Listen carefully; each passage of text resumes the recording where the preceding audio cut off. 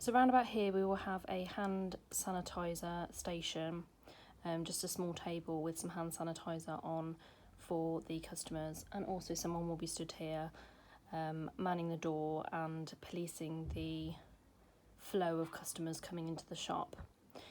In this shop we're going to be operating a maximum number of customers in the shop at any one time as being 8. So 8 people, 8 customers in the shop at any one time.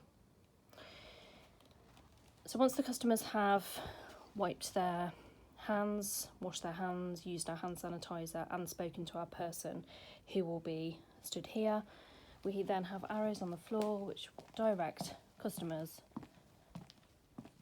down the shop. At the end here we have our 2 changing rooms, which when we are accepting donations are going to be used to quarantine donations for 72 hours. When we do start to take donations, we're going to be accepting them every other day. So for example, on a Monday's donations will go into this changing room here.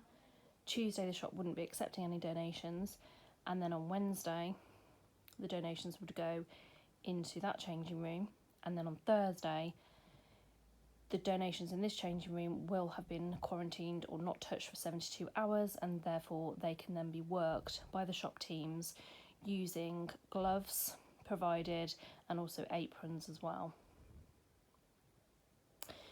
So the arrows are dotted all around the shop to show the customers the direction of flow.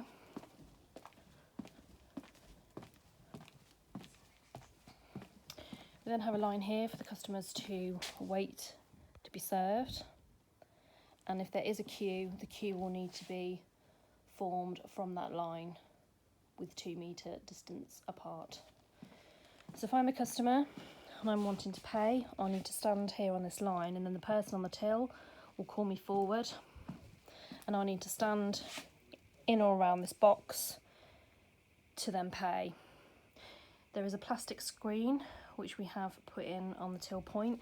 As you can see, there is a gap underneath where the card machine can be pushed through, and also obviously cash if customers want to pay by cash, but we are, where possible, wanting people to pay by card. We've got signs to show people where to queue. Also got our retail Longfield charter, which also again shows the maximum customers allowed in this shop at any one time is 8, and also lists all the measures that we've put in place in the shop. So to exit, you then follow the arrows to then leave the shop. On the ends of the fixtures and on top of the gondolas, we have got these signs as well. So we've got please stay at least 2 metres apart.